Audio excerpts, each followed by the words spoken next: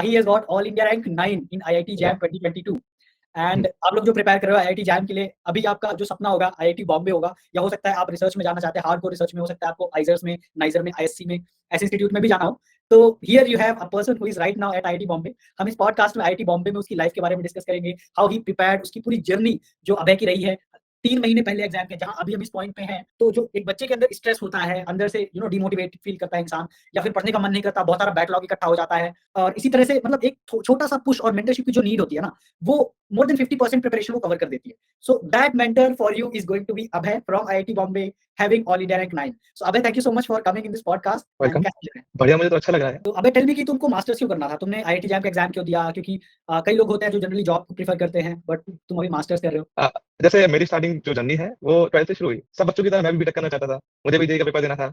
पर मेरे बड़े भैया ने भी बीटेक किया हुआ है, तो मैंने सोचा कि मतलब सच्ची में मैं मेरा बीटेक में इंटरेस्ट है भी या नहीं। तो मैंने थोड़ा खुद को टटोला, मतलब 12th के बाद 2-3 महीने की छुट्टियां मिलती हैं, तो मैंने सोचा कि मेरा इंटरेस्ट है किसमें। थोड़ा मैंने सोचा तो पता चला कि मेरा फिजिक्स जो सब्जेक्ट है वो बहुत अच्छा है। तो मैंने सोचा ठीक है, एक्सप्लोर करते हैं। तो मेरे मार्क्स तो थे अच्छे 12th में, तो मैंने डीयू में एडमिशन लिया, बीएससी ऑनर्स फिजिक्स में, रामदास कॉलेज में मेरा एडमिशन हुआ। और फिर वहां से मैंने बीएससी इन फिजिक्स किया, और फिर मुझे पता था कि आगे मुझे एमएससी करनी है और पीएचडी भी करनी है। तो मुझे वहां पे जाके पता चला कि एमएससी के लिए एक एंट्रेंस एग्जाम होता है आईआईटी जैम, जिसके थ्रू आईआईटीज में एडमिशन होता है एमएससी में। तो मैंने सोचा ठीक है, मैं प्रिपेयर करता हूँ। तो कुछ टाइम बाद मैंने प्रिपरेशन स्टार्ट की, और फिर मैंने किया। थोड़ा अप्स एंड डाउन्स भी आते हैं, थोड़ा मैंने थोड़ा कोचिंग भी ज्वाइन किया कि ठीक है, थोड़ा मोटिवेशन मिल जाएगा।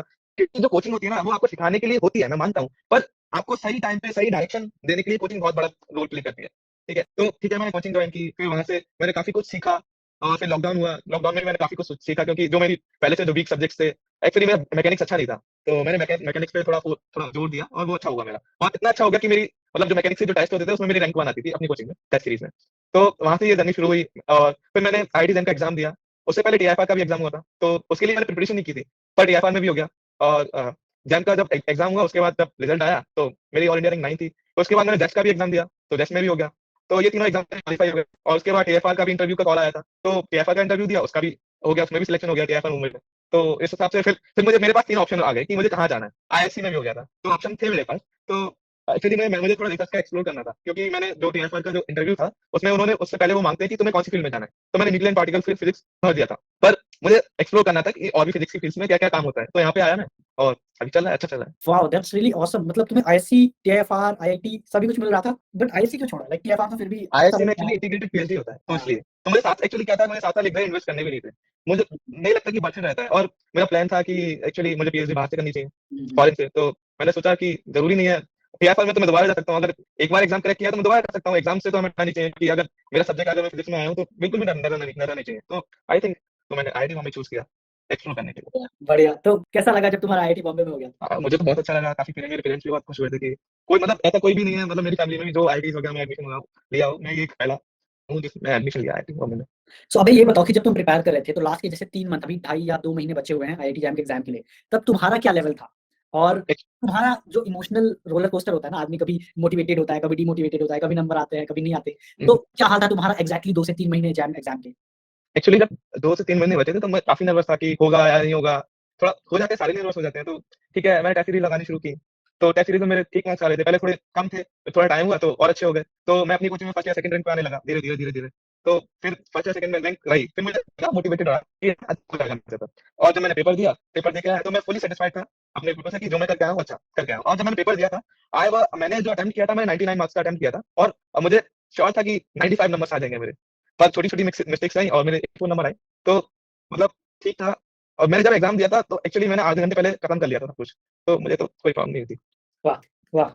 ऐसा लग रहा है मुझे मैं एक लाइफ के बहुत बड़े टॉपर से इंटरव्यू कर रहा हूँ। लाइक अभी तक तो मेरा सबसे अच्छी रैंक आई थिंक 1 से एआईआर 1 से किया था मैंने आईआईटी के लिए, वो हमारा ही स्टूडेंट था। अच्छा, और फिर एआईआर 12 वगैरह, एआईआर 13, बट एआईआर 9 और जो अभी आईआईटी बॉम्बे में, this is the first interview. And भाई तुम तो फोड़ ही रहे हो। मतलब कोचिंग में 1 आती थी, 2 आती थी, टीएफआर में हो गया, आईएससी में हो गया, मैंने छोड़ दिया, आईआईटी बॉम्बे आ गए, फिर से निकालेंगे टीएफआर। वो तो रहता ही है ना कि अगर आप किसी फील्ड में घुसे हो ना, तो आपको उसके एग्जाम से नहीं डरना चाहिए, क्योंकि ठीक यस, है, आप अगर घुसे हो तो एग्जाम से क्या ही डरना। आपने एक बार निकाला तो दोबारा निकालोगे, बार-बार हाँ, निकालोगे। Absolutely awesome. तो इस वीडियो में, इस पॉडकास्ट में हम यही जानेंगे कि कैसे, ठीक है? तो अब ये बताओ कि स्टूडेंट जो अभी प्रिपेयर कर रहे हैं आईआईटी जैम के लिए, इस पॉइंट पे 2 ढाई महीने बचे हैं, क्या करना चाहिए उन्हें?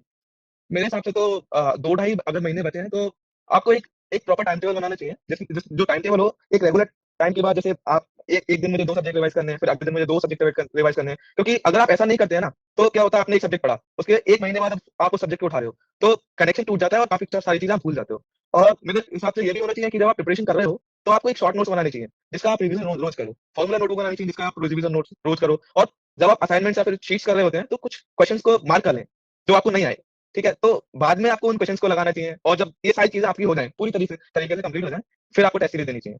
और टेस्ट जब आप टेस्ट दे रहे हो, तो आपको ये भी एनालाइज़ करना होना चाहिए कि भई मैंने ये टेस्ट दिया, मेरे इतने नंबर आए, कहाँ गलती है? आप उन सारी गलतियों को एक नोटबुक में नोट डाउन करो और नोट डाउन हर टेस्ट से पहले आप उन गलतियों को देखो कि मैंने पिछले टेस्ट में क्या-क्या गलतियाँ की थी, ताकि वो गलतियाँ आपसे दोबारा ना हो। तो मेरे ख्याल से ये स्ट्रैटेजी सबसे बेस्ट स्ट्रैटेजी होती है।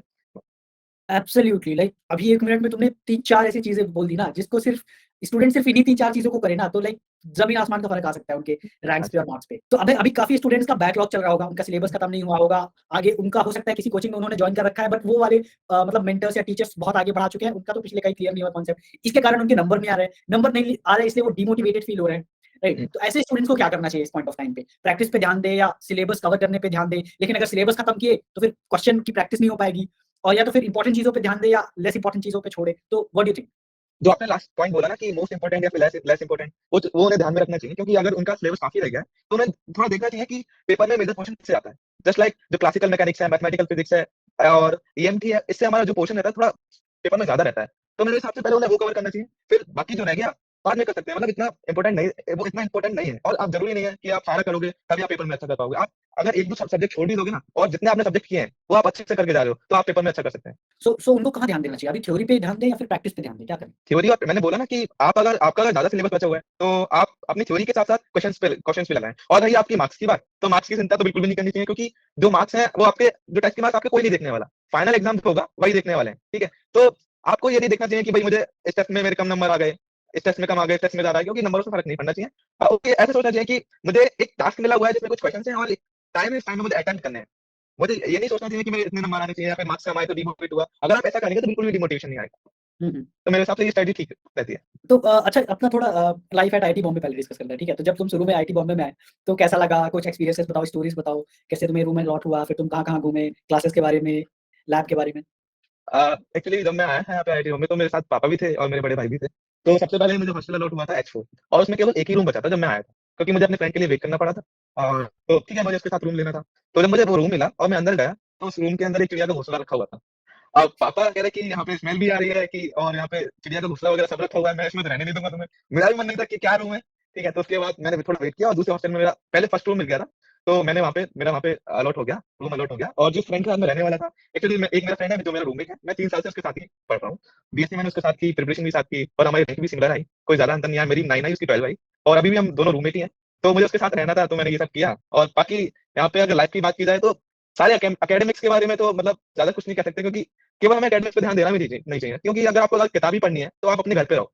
घर पे रहो, वहाँ पे किसी प्राइवेट कॉलेज में एडमिशन ले लो और किताबें पढ़ते रहो। पर अगर आप किसी अच्छी जगह जा रहे हो, तो वहाँ की चीज़ों को एक्सप्लोर भी करना चाहिए। अगर आप यहाँ जैसे मैं यहाँ पे आया, तो मुझे भई थोड़ा और भी चीज़ें एक्सप्लोर करनी थी, तो मेरे पास राइट, पहली अपॉर्च्युनिटी आई अपने हॉस्टल की काउंसिल में। तो मेरे एक पोस्ट निकली थी कल्चरल काउंसलर की, तो मुझे थोड़ा इंटरेस्ट था। मैंने अप्लाई किया, इलेक्शन हुआ, इंटरव्यू हुआ और मैं हो गया सिलेक्ट। अब मैं यहाँ पे डीजे नाइट्स कराता हूँ और क्या और इवेंट्स कराता हूँ, मज़ा आता है, काफ़ी मज़ा आता है। यहाँ पे स्पोर्ट्स भी काफ़ी अच्छे होते हैं, वॉलीबॉल खेलने जाते हैं और भी काफ़ी सारी चीज़ें हैं। मतलब लाइफ़ एकदम मस्त है, चिल है। पर एकेडमिक प्रेशर भी काफ़ी ज़्यादा है, मैंने जितना सुना है। एकेडमिक प्रेशर पे वो तो बहुत रहता है कि मतलब आप जब एग्ज़ाम्स आते हैं ना, तो केवल बस यही होता है कि जल्दी से ना एग्ज़ाम्स खत्म हो। क्योंकि कभी-कभी ऐसा भी होता है कि एक दिन में आपके 2-2 एग्ज़ाम्स भी हो जाते हैं। तो हुँ, एक सुबह की शिफ्ट में, एक शाम की शिफ्ट में, तो थोड़ा प्रॉब्लम हो जाती है और काफ़ी प्रेशर रहता है। एग्ज़ाम का तो प्रेशर रहता है, क्योंकि आप जितनी ज़्यादा चीज़ें दे जाओगे ना, आपका कॉम्पिटिशन और बढ़ता चला जाएगा। तो जैसे मैं आईआईटी बॉम्बे आया, यहाँ पे सारे अच्छे बच्चे हैं। मतलब एकेडमिक्स उनका काफ़ी स्ट्रॉन्ग है। तो यहाँ पे जो कॉम्पिटिशन का लेवल है, वो काफ़ी अच्छा है। तो और सीधी-सी बात है, आईआईटीज़ में रिलेटिव ग्रेडिंग होती है। तो अगर कोई बच्चा, अगर आपका कोई दोस्त है, वो ज़्यादा नंबर लेके आ रहा है और आप नहीं ला पा रहे, तो काफ़ी अपने आप ही पीछे हो जाते हैं। तो थोड़ा यहाँ पे गैप्स का भी मेंटेन करना होता है कि कोई ज़्यादा नंबर ना ले आए, कोई कम ना ले आए। तो यहाँ पे काफ़ी आर्जी भी होती है, रिलेटिव ग्रेडिंग, तो थोड़ा रहता है। बच्चे चाहते हैं कि मतलब कि ये कम पढ़े, तो एक-दूसरे को घुमाने ले जाते हैं कि ये कभी खिलाने ले गए, कभी हॉस्टल में कभी कुछ ड्रामा शुरू कर दिया ताकि पढ़ ना पाएँ पेपर के 1-2 दिन पहले, तो ये सब होता है। ये सब चल रहा है मतलब। बढ़िया, हाँ, बढ़िया। और क्या एक्सप्लोर किया आईआईटी बॉम्बे में? अब बाकी तो ज़्यादा कुछ है नहीं, मतलब वही है अरे कि बोल दो भाई, अगर है तो। आप जितने अच्छे कॉलेज में जाओगे, वहाँ पे ल लड़कियों की तंगाई सबसे ज़्यादा होगी। तो यहाँ पर लड़कियों की तंगाई सबसे ज़्यादा है। आपको अगर आप सोच रहे हो कि आपको कोई गर्लफ्रेंड मिल जाएगी, वो आप दूर सोचो, वहाँ पे नहीं, आप यहाँ पे नहीं मिलने वाली आपकी। और इससे ज़्यादा चांस तो प्राइवेट कॉलेज में है। प्राइवेट कॉलेज में रहते हैं, और आप अगर करो और हमारी जो ब्रांच है ना फिजिक्स में लड़कियां नहीं आती, और लड़कियां होती भी हैं, वो लड़के होते हैं। तो मतलब लड़कियों का तो एक्सपेक्टेशन रहना ही नहीं चाहिए। मेरी क्लास में 6 लड़कियां हैं, ठीक है, और कोई फायदा नहीं है, और मेरी क्लास की स्ट्रेंथ है 53। तो नथिंग इज पॉसिबल। और ज्यादा लड़कियां है भी नहीं, 2 हॉस्टल है केवल यहाँ पे लड़कियों के। तो कोई नहीं, तुम मुंबई में हो भाई, लाइक तो मुंबई से बाहर निकलने का टाइम ही नहीं देता आईआईटी, इतने सारे काम होते हैं। तुमने बताया कि टाइम टेबल बनाओ, राइट? हम्म, और इसी के साथ तुमने बताया कि जहाँ-जहाँ तुम्हें प्रॉब्लम फेस कर रही है, उसके तुम डायरी में या एक सेपरेट नोटबुक में सारे अपने वीकनेसेस लिखो। हर मॉक टेस्ट में जो गलतियाँ की उसको एनालाइज़ करके नोटबुक बनाओ और अगले मॉक हम्म, टेस्ट के बाद उसको रिवाइज़ करो, right? So tell me hmm. Your procedure कि तुम वो चीज़ कैसे किए? मैंने जो आपको सारी चीजें बताई, वो मैंने अपने लिए भी इंप्लीमेंट की। मेरे पास 3 महीने थे, मैं ये सारे काम करता था। मैंने एक शॉर्ट नोट्स बनाए थे, जिसका मैं रिवीजन रोज करता था। फॉर्मूला नोट थी, उसका भी रिवीजन रोज करता था। मैंने कुछ असाइनमेंट्स पर कुछ टिक लगा रखे थे, क्वेश्चंस के, मेन क्वेश्चंस के, जो मुझे पहले नहीं आते थे, या फिर जो मुझसे पहली बार में नहीं बने। तो मैं उन क्वेश्चंस को ट्राई करता था, क्योंकि आप बार बार वही सारे असाइनमेंट्स लगाओगे, आपका टाइम वेस्ट होगा।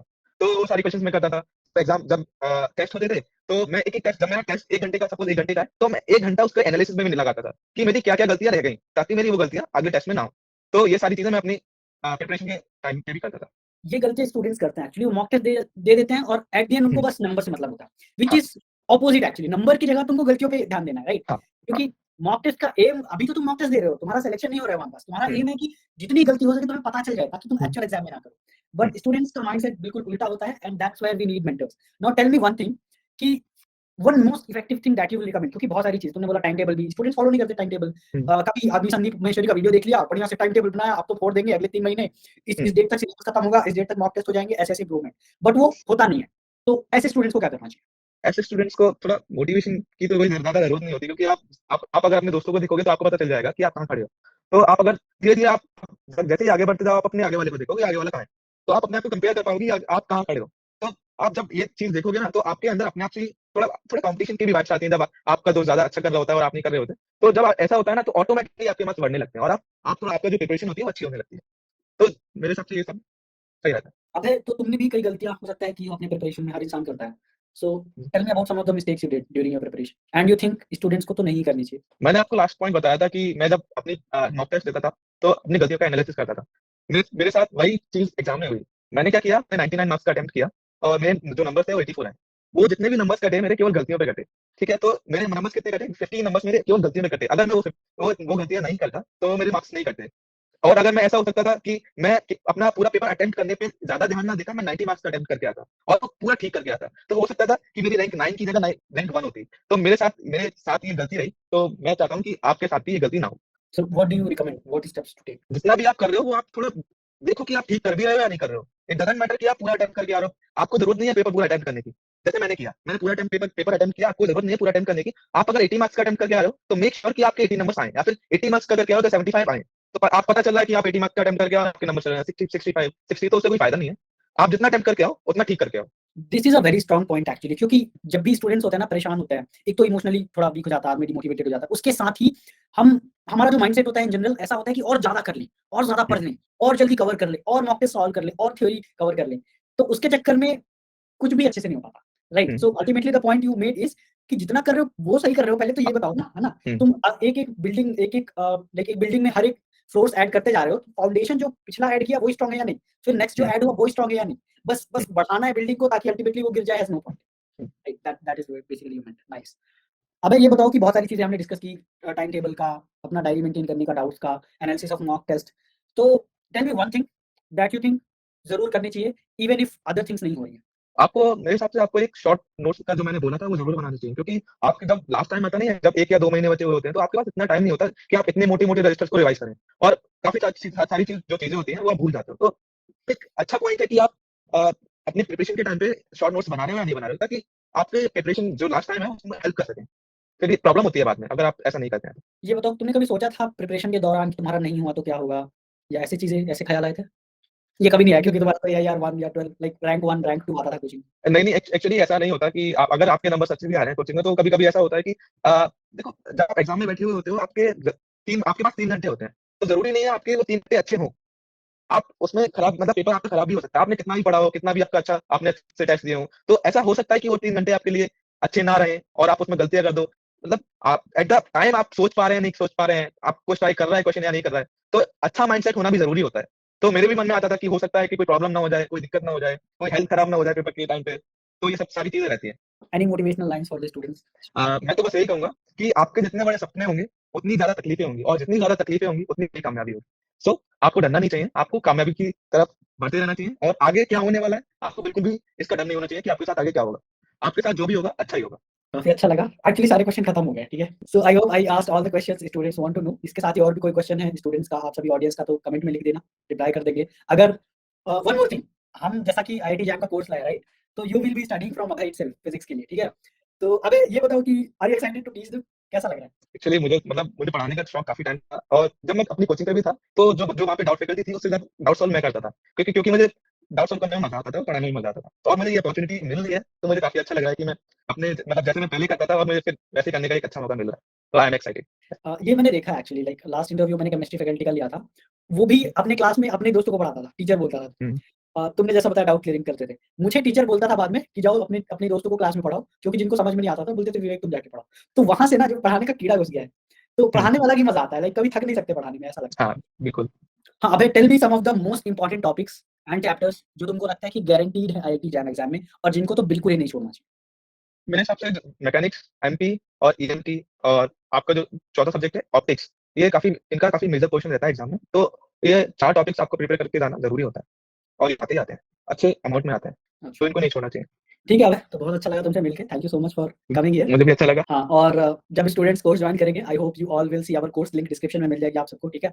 तो कोर्स चेक कर लेना आईआईटी जैम का, और फिर अभय सर आपको पढ़ाएँगे और जो भी इम्पोर्टेंट टॉपिक्स और चैप्टर्स आपको बताए हैं उन्होंने, अच्छे से उनको फोड़ देना एग्ज़ाम में। Okay Abhay, thank you so much for coming here. Okay, take thank you care. Very much.